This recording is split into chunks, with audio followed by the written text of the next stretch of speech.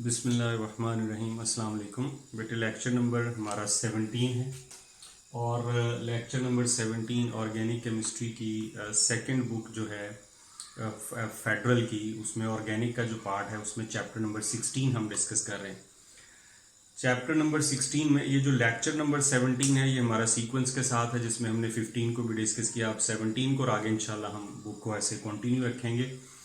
17 lecture में कल तक हमने 16 लेक्चर के एंड तक हमने पढ़ा था अल्कीन्स की रिएक्शन प्रिपरेशंस, और फिर इलेक्ट्रोफाइल का मैंने बताया, न्यूक्लियोफाइल का बताया, और फिर मैंने आपको लास्ट में अल्कीन्स की रिएक्टिविटी के बारे में बताया था कि अल्कीन्स सबसे ज़्यादा रिएक्टिव क्लास ऑफ कंपाउंड क्यों है, अल्काइन से भी और अल्केन से भी। आज हम डिस्कस करेंगे अल्कीन्स के रिएक्शंस। हमारी बुक में इन रिएक्शंस को क्लासिफाई नहीं किया हुआ, लेकिन अगर हम क्लासिफाई कर लें तो हमारे लिए ज़्यादा बेहतर है। तो अल्कीन के टोटल रिएक्शंस को हम 3 हिस्सों में करेंगे कन्वर्ट। एडिशन रिएक्शंस, अगर आपके कंपाउंड में अनसैचुरेशन है, अगर आपके कंपाउंड में डबल बॉन्ड्स हैं, ट्रिपल बॉन्ड्स हैं, तो आपके कंपाउंड के जो प्रेफर्ड रिएक्शंस हैं वो एडिशन रिएक्शन होते हैं। लिहाजा एडिशन रिएक्शन अल्कीन में सबसे ज़्यादा होंगे। और एडिशन रिएक्शन जो है, जो एलिमिनेशन आपने प्रिपरेशंस पढ़ी हैं, उसका ऑपोजिट है। एडिशन रिएक्शन में ये होता है कि आपका डबल बॉन्ड में कोई भी कंपाउंड जिसके साथ रिएक्शन है वो ऐड हो जाता है, और इस एडिशन में आपका डबल बॉन्ड सिंगल में कन्वर्ट हो जाता है। कार्बन की हाइब्रिडाइजेशन sp2 से sp3 में चेंज हो जाती है। ये जो एडिशन रिएक्शंस हैं हमारे, they are electrophilic addition reactions. ये एक तो आपने याद रखना है कि अल्कीन्स के जो एडिशन रिएक्शंस हैं, इन रिएक्शंस को कहा जाता है इलेक्ट्रोफिलिक एडिशन रिएक्शंस, क्योंकि जिनके साथ रिएक्शन किया जाएगा वो इलेक्ट्रोफाइल्स हों। फिर बेटे हम ऑक्सीडेशन रिएक्शंस को पढ़ेंगे, फिर हम पॉलीमराइजेशन रिएक्शन। एक पॉलीमराइजेशन है, 3 ऑक्सीडेशन रिएक्शंस हैं, और एडिशन रिएक्शंस 5। बहुत आसान है एडिशन रिएक्शन, एक को समझ जाएंगे तो बाकी भी वैसे के वैसे ही। अब एडिशन रिएक्शन में होगा क्या, इनमें से एक सिग्मा बॉन्ड है, एक पाई बॉन्ड है, ये मैंने जनरल अल्कीन लिखा। तो ये जो पाई इलेक्ट्रॉन्स हैं ये अटैक करेंगे किसी कंपाउंड के ऊपर। अब जाहिर है ये इलेक्ट्रॉन्स हैं, तो आपके कंपाउंड में जिसके ऊपर भी, जिस एटम के ऊपर वो अटैक करेंगे, उसके इलेक्ट्रॉन्स को दूसरी तरफ रिपेल कर देंगे। अब जिसके साथ इन्होंने रिएक्शन किया ये इलेक्ट्रोफाइल हुआ, क्योंकि इलेक्ट्रॉन्स तो ये आ रहे हैं, ये इलेक्ट्रोफाइल, इसलिए हम इसे इलेक्ट्रोफिलिक एडिशन कहते हैं। उसके नतीजे में एक कार्बन के साथ आपका ये जो पॉजिटिव वाला है वो ऐड हो जाएगा, और अगले स्टेप में ये जो दूसरा नेगेटिव है ये दूसरी कार्बन के साथ, क्योंकि जब एक कार्बन के साथ एक ऐड होगा डबल बॉन्ड टूट जाएगा, तो जाहिर है फिर ये वाली कार्बन तो स्टेबल नहीं होगी। तो दूसरा जो नेगेटिव पार्ट है वो दूसरी कार्बन के साथ ऐड होगा। ये देखिए, ए और बी से रिएक्शन हुआ, एक के साथ ए ऐड हो गया, एक के साथ बी ऐड हो गया, डबल बॉन्ड सिंगल हो गया। बस एडिशन आपने जो भी मॉलिक्यूल लिखे उसी कार्बन में करनी है, उन्हीं 2 कार्बन में करनी है जहां डबल बॉन्ड है। अगर किसी कंपाउंड में 2 डबल बॉन्ड हैं तो 2 मॉलिक्यूल ऐड होंगे, 4 हैं तो 4 मॉलिक्यूल ऐड होंगे। एडिशन लेकिन डबल बॉन्ड में ही होगी। इसमें बेटे सबसे पहला जो रिएक्शन है इसको कहते हैं हाइड्रोजनेशन। नाम से जाहिर है, इसको हम हमारी पंजाब की बुक में इसका एक और नाम भी रखा गया है, सबाशियर सेंडेंस मेथड। सबाशियर सेंडेंस मेथड। इस मेथड के जरिए वेजिटेबल ऑयल को वेजिटेबल घी में कन्वर्ट किया जाता है। वेजिटेबल ऑयल को हम ऑलिफिन क्यों कहते हैं, क्योंकि ऑयल फॉर्मिंग प्रॉपर्टी होती है उसमें, यानी ऑयल्स जो होते हैं, वेजिटेबल ऑयल जो होता है उसके अंदर जो अल्कीन्स हैं उन्हें हम ऑलिफिन्स कहते हैं, क्योंकि ऑयल फॉर्मिंग प्रॉपर्टी है। तो ऑयल के अंदर डबल बॉन्ड यानी अनसैचुरेशन होती है, फैट के अंदर सैचुरेशन होती है। तो अगर आप ऑयल को फैट में कन्वर्ट करना चाहते हैं तो आप उसमें हाइड्रोजन ऐड कर दें। तो addition of hydrogen is called hydrogenation. Hydrogen के साथ बेटे एडिशन होगी H2। इसमें यूजुअली ये होता है कि निकल, प्लेडियम या प्लेटिनम ये कैटलिस्ट यूज होते हैं, लेकिन प्लेटिनम और प्लेडियम जो है ये बहुत एक्सपेंसिव कैटलिस्ट हैं, इसलिए आमतौर पे इंडस्ट्रियल लेवल पे इनका इस्तेमाल नहीं होता। अगर प्लेडियम या प्लेटिनम का आप इस्तेमाल करते हैं तो आपको ज़्यादा हीट करने की ज़रूरत नहीं है, लेकिन जब आप निकल का इस्तेमाल करते हैं तो आपको थोड़ा सा 200-250 तक हीट भी करना पड़ेगा। अब होगा क्या कि आपके डबल बॉन्ड में ये अल्कीन है, सिंपलेस्ट अल्कीन है, हाइड्रोजन जाहिर है 2 एटम है, एक एटम एक तरफ लगाइए, एक तरफ लगाइए, डबल बॉन्ड को सिंगल कर दीजिए। ये देखिए, ये था CH2, ये हो गया CH3, यहां से हाइड्रोजन आई, ये CH2 था, ये भी हो गया CH3। तो अल्कीन किस में कन्वर्ट हो गया? अल्केन में। Vegetable oil is converted into vegetable घी by hydrogenation. Alkenes are converted into alkanes by hydrogenation. ठीक हो गया। अब इसमें हम जो निकल यूज करते हैं, इस निकल का एक स्पेशल नेम है जिसे रैने निकल कहा जाता है। ठीक है, अब ये जो रैने निकल है इसके अंदर एक्चुअली एक अलॉय है, जिस अलॉय का नाम रैने है। अलॉय, ये जो अलॉय है ये निकल और एल्यूमिनियम का अलॉय है और इस अलॉय का नाम रैने होता है। यहां से हम एल्यूमिनियम को अलहदा करते हैं। एल्यूमिनियम को अलहदा करने के लिए इसमें सोडियम हाइड्रोक्साइड का सोल्यूशन डालते हैं। सोडियम हाइड्रोक्साइड जो है उसे कॉस्टिक सोडा भी कहते हैं। सो कॉस्टिक सोडा का सोल्यूशन डालते हैं, इससे ये निकल अलहदा हो जाता है। ये जो सोडियम है इसके साथ एल्यूमिनियम लग जाता है, सोडियम एल्यूमिनेट बन गया, प्लस 3/2 मॉलिक्यूल्स ऑफ हाइड्रोजन। इस इक्वेशन को बैलेंस करना अच्छी तरह से सीख लीजिएगा। ये आपके एंट्री टेस्ट में एक दफा सवाल आया हुआ है कि हाइड्रोजन के कितने मोल्स बनते हैं रैने निकल की प्रिपरेशन। ये जो हम निकल यहां से बनाते हैं, जो आपका कैटलिस्ट होता है ना, उसकी जो एक्टिव साइट्स हैं वो बहुत पोरस होनी चाहिए, उनमें पोर्स होने चाहिए। उनकी सरफेस एक्टिविटी पोर्स पे ही तो डिपेंड करती है। तो जब आप किसी अलॉय से एक मेटल को निकाल देते हो तो जहां से मेटल निकलेगी वहां पे आपकी स्पेसेस क्रिएट हो जाएंगी, पोर्स बन जाएंगे। इसलिए सरफेस एक्टिविटी नॉर्मल निकल से, आम निकल से, ये जो रैने निकल है इसकी ज्यादा होती है, इसलिए हम इसको इस्तेमाल करते हैं। तो डबल बॉन्ड बेटे सिंगल हो जाएंगे। आपके कंपाउंड में जितने डबल बॉन्ड हैं उतने हाइड्रोजन के मॉलिक्यूल ऐड होंगे। जैसे 3 डबल बॉन्ड है, 3 हाइड्रोजन ऐड हुए और तीनों सिंगल बॉन्ड बन गए। जब आप किसी डबल बॉन्ड में सिंगल बॉन्ड जो है उसको कन्वर्ट करते हैं, डबल बॉन्ड को सिंगल बॉन्ड में, यानी हाइड्रोजन ऐड करते हैं, तो इस प्रोसेस में कुछ एनर्जी जो है वो रिलीज होती है। इस एनर्जी को कहते हैं heat of hydrogenation. Amount of energy released during the hydrogenation of a double bond is called heat of hydrogenation. जितनी हीट ये ज्यादा रिलीज होती है उतना आपका कंपाउंड ज्यादा रिएक्टिव होता है। अगर हीट कम रिलीज होती है तो कंपाउंड लेस रिएक्टिव होता है। तो हाइड्रोजनेशन में क्या है? डबल, अच्छा कोई भी एल्कीन हो, एक हाइड्रोजन एक तरफ लगाएं, एक तरफ लगाएं, डबल बॉन्ड को सिंगल करें और हाइड्रोजनेशन होगी। ये जो कंपाउंड है इसमें sp2 हाइब्रिडाइजेशन थी, ये जो कंपाउंड है इसमें sp3 हाइब्रिडाइजेशन, यानी हाइब्रिडाइजेशन आपकी चेंज हो जाती है। It is all about hydrogenation. दूसरा इसका रिएक्शन है हाइड्रोहेलोजिनेशन। नाम से आपको पता चल जाएगा कि आपने दो चीजें इसमें ऐड करनी है, हाइड्रोजन और हेलोजन। ठीक है जी, किसी कैटलिस्ट की किसी कंडीशन की जरूरत नहीं है। डबल बॉन्ड जो है वो इतना स्टेबल नहीं होता सिंगल बॉन्ड की निस्बत, तो ये रिएक्शन खुद होगा। हेलोजन एसिड से आपने रिएक्शन करवाना है। हेलोजन एसिड में जो रिएक्टिविटी का ऑर्डर है, सबसे ज्यादा रिएक्टिव HI है, उसके बाद HBr है, उसके बाद HCl है, और सबसे जो लेस रिएक्टिव है वो HF है। तो यूजुअली HF के साथ तो ये रिएक्शन हम नहीं लिखते, लेकिन आप लिख सकते हैं। बाकी तीनों में से आप किसी के साथ भी लिख दें, बेहतर होगा। ये इनका रिएक्टिविटी का ऑर्डर है। ठीक है, अब अगर हम देखें तो एक तरफ हाइड्रोजन ऐड होनी है, ये जो अल्कीन है, एक तरफ आपने हाइड्रोजन को लगा देना एक कार्बन के साथ, और दूसरी कार्बन के साथ आपने हैलोजन को लगा देना है, डबल बॉन्ड को सिंगल कर देना। ये होगी हाइड्रोजनेशन। CH3 हो गया क्योंकि पहले CH2 था, एक हाइड्रोजन ऐड होगी, CH3 हो गया। ये CH2 इसमें हैलोजन ऐड हुई है तो ये बन गया अल्काइल हैलाइड। अगर आप अल्कीन में हाइड्रोहेलोजिनेशन करते हैं तो आपकी प्रोडक्ट क्या बनेगी? Alkyl halide. इसका मैकेनिज्म जरा देखें कि रिएक्शन का पाथ क्या है, रूट क्या है। मैकेनिज्म फर्स्ट ईयर में आपने डेफिनेशन पढ़ी है ना, the path followed by reactants to convert into products. तो ये हम देखेंगे। जैसे मैंने कहा कि अल्कीन में ये जो पाई इलेक्ट्रॉन है, ये हो गए सिग्मा इलेक्ट्रॉन्स, सिग्मा बॉन्ड, और ये हो गया आपका पाई बॉन्ड। तो ये जो पाई इलेक्ट्रॉन्स होते हैं, ये पाई इलेक्ट्रॉन्स अच्छा, इन दोनों में आपको पता है कि इलेक्ट्रोनेगेटिविटी डिफरेंस है।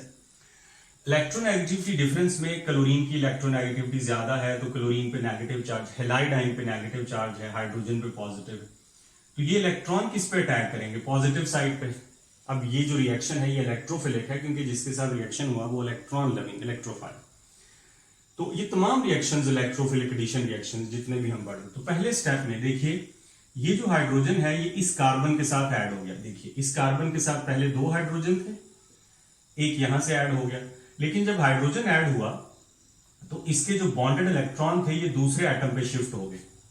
दोनों इलेक्ट्रॉन इस पे शिफ्ट हो गए, इस पे पार्शियल की बजाय कंप्लीट नेगेटिव चार्ज आ गया। अब इस कार्बन के तो बॉन्ड पूरे हैं, क्योंकि एक डबल बॉन्ड टूट गया, हाइड्रोजन लेकिन ऐड हो गया इसके, तो 1 2 3 4। लेकिन जो दूसरी कार्बन है बॉन्ड उसका भी टूटा है, उसमें ऐड कुछ नहीं हुआ, तो उसके 1 2 3 बॉन्ड है, उस पर अभी इलेक्ट्रॉन डेफिशिएंसी है वहां पे। अब सेकंड स्टेप जो है, ये वाला रिएक्शन जो है, ये न्यूक्लियोफिलिक एडिशन। लेकिन जब हम किसी रिएक्शन के मैकेनिज्म की बात कर रहे होते हैं तो बेटा हम पहले स्टेप की ओवरऑल रिएक्शन को हम इलेक्ट्रोफिलिक एडिशन कहेंगे।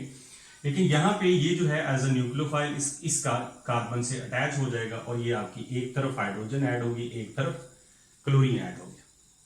अब इसमें एक बड़ा ही इंपॉर्टेंट रूल है जी, चैप्टर नंबर 16 में एक जो बहुत टॉप पे इंपॉर्टेंट क्वेश्चंस है उनमें से एक क्वेश्चन है मार्कोनी-कॉव्स रूल। मार्कोनी-कॉव्स रूल ये क्या है?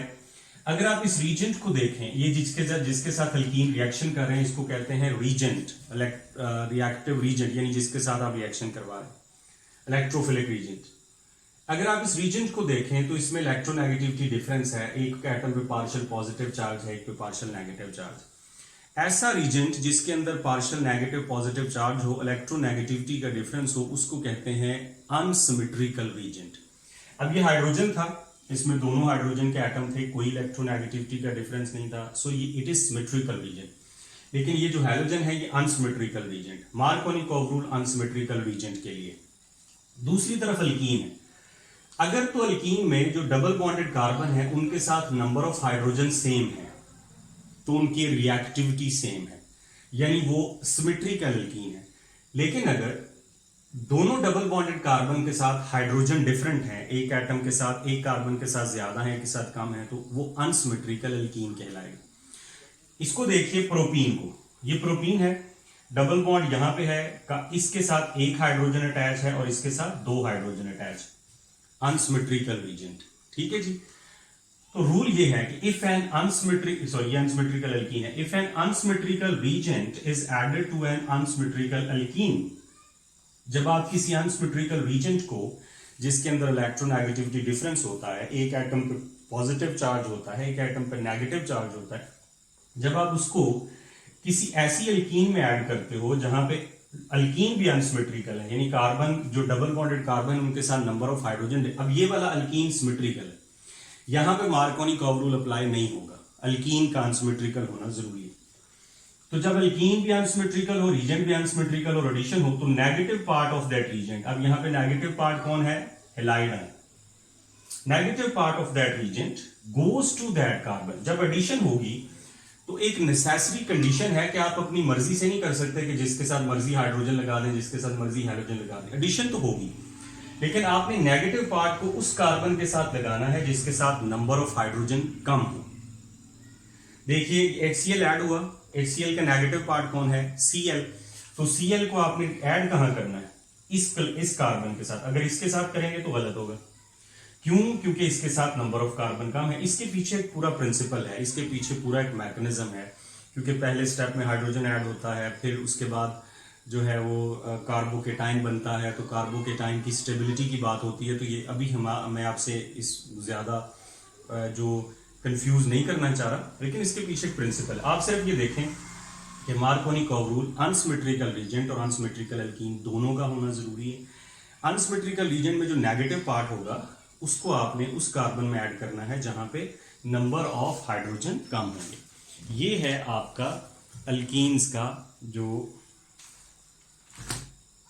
मार्कोनी-कॉव रूल है। डस्टर की तरह जी। बेटा एक और एग्जांपल मार्कोनी-कॉव रूल की, KOWNI कॉवनी कॉव्स rule.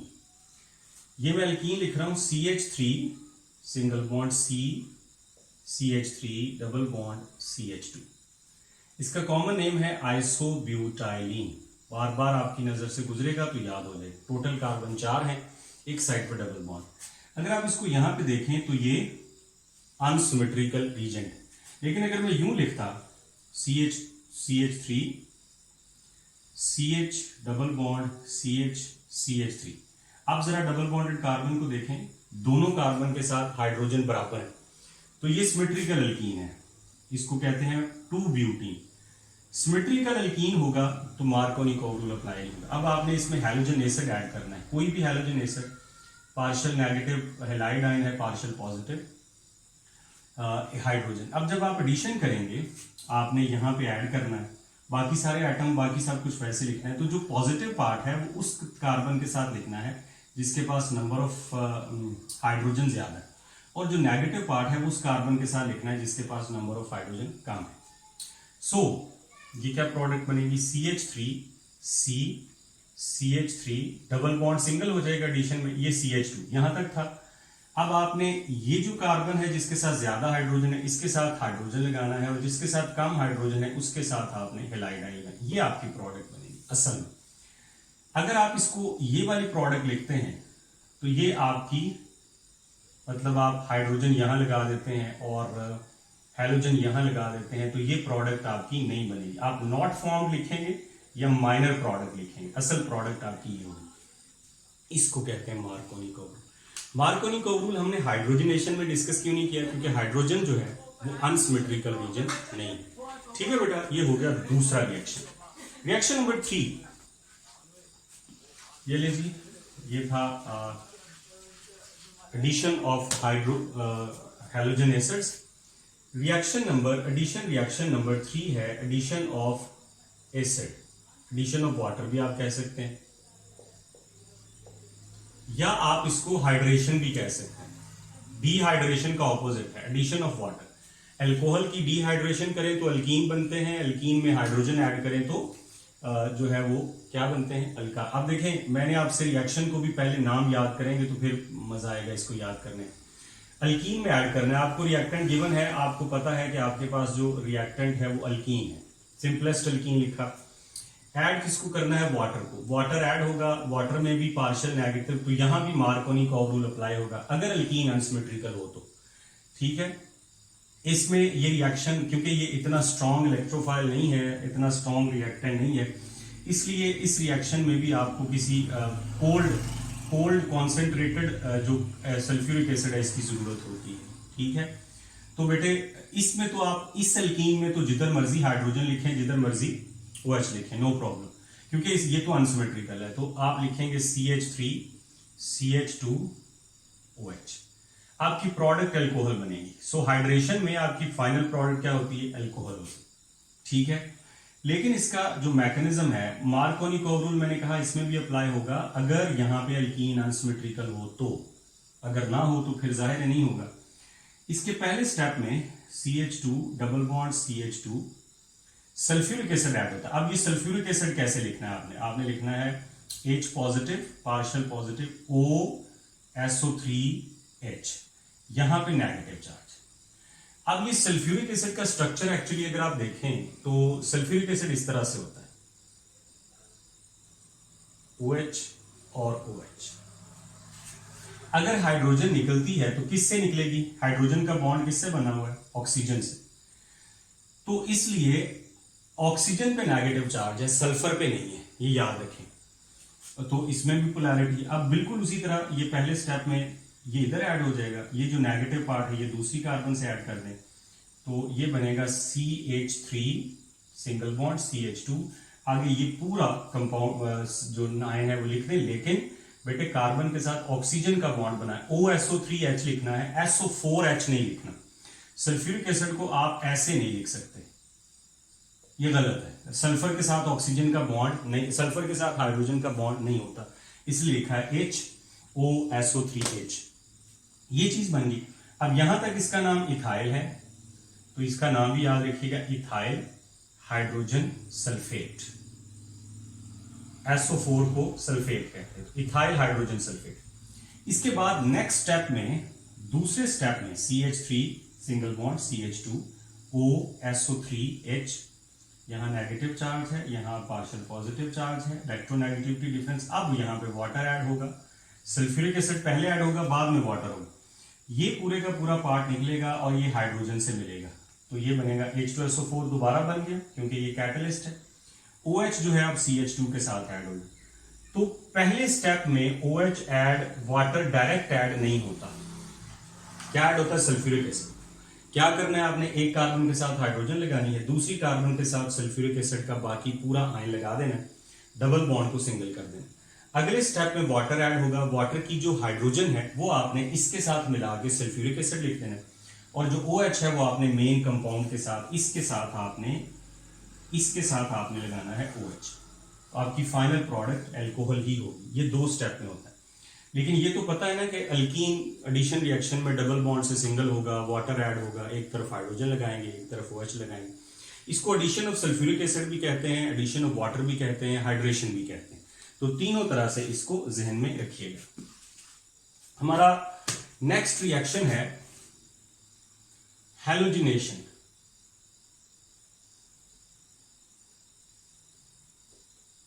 Halogenation reaction number 4। नाम से जाहिर है जी, इसमें क्या होगा, CH2 double bond CH2 plus कोई भी हैलोजन ऐड कर दें जी, Cl2। चलिए Br2 कर देते हैं, Br2।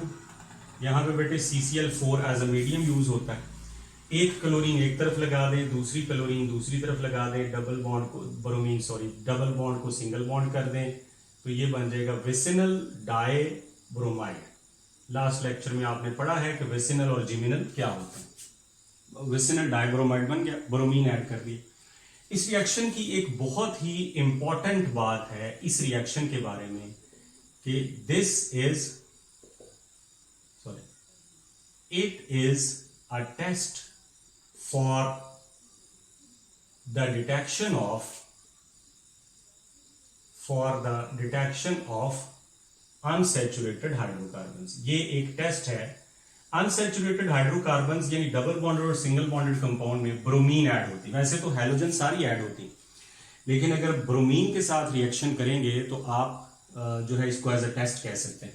ब्रोमीन बेटे लिक्विड फॉर्म में है। आपको पता है हमारे पीरियोडिक टेबल में 2 एलिमेंट लिक्विड फॉर्म में होते हैं, एक मरकरी और एक bromine. Naturally reddish brown colour का लिक्विड है। जब ये रिएक्शन करता है तो इसका कलर डिस्चार्ज हो जाता है। ये इसके रिएक्शन करने का साइन है। लिहाजा अगर आपके पास कोई कंपाउंड है, आपको कहा जाता है कि ये 2 टेस्ट ट्यूब हैं, एक में अल्केन है, एक में अल्कीन है। आप बताएं अल्कीन किस में है। आप क्या करेंगे, दोनों में ब्रोमीन ऐड कर दें। जिसमें ब्रोमीन का कलर डिस्चार्ज हो गया वो अल्कीन है, क्योंकि अल्केन के साथ ब्रोमीन रिएक्शन ही नहीं करता। ठीक है ना। इसलिए अनसैचुरेटेड और सैचुरेटेड कंपाउंड्स को डिस्टिंग्विश करने के लिए आप ये वाला रीजन जो है यूज करते हैं। इसको ब्रोमीन वाटर टेस्ट भी कहा जाता है।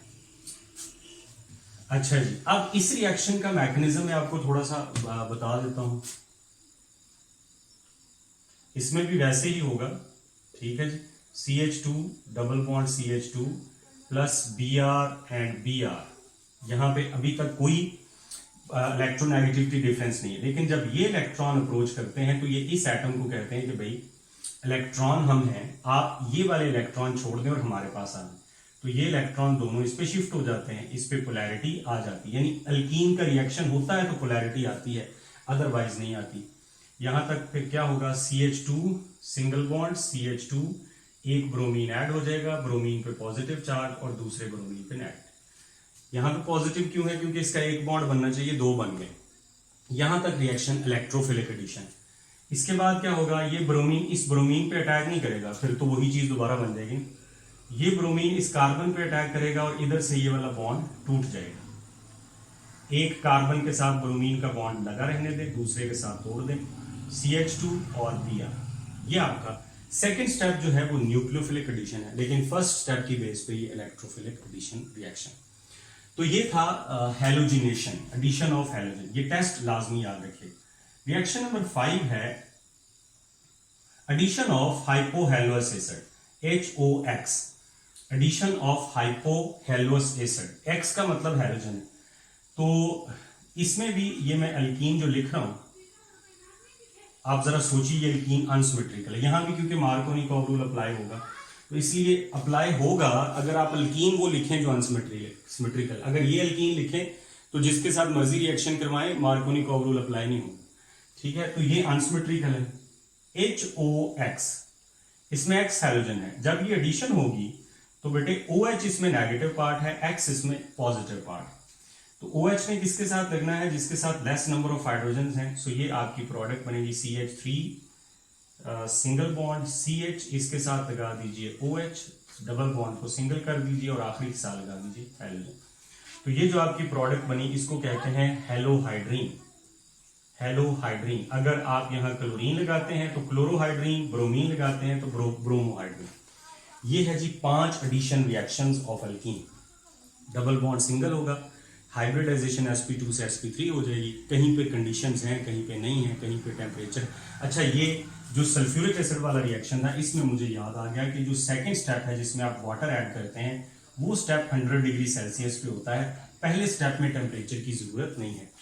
तो ये 5 रिएक्शन है, इनकी प्रैक्टिस कीजिए, मार्कोनिकोव रूल को याद कीजिए, एज अ टेस्ट ब्रोमीन को जहन में रखिए और ये जहन में रखिए कि एडिशन रिएक्शन बहुत आसान है, इनके मैकेनिज्म को प्रैक्टिस करने की कोशिश कीजिए। बाकी इंशाल्लाह ऑक्सीडेशन और पॉलीमराइजेशन हम नेक्स्ट लेक्चर में पढ़ेंगे। अल्लाह हाफिज़।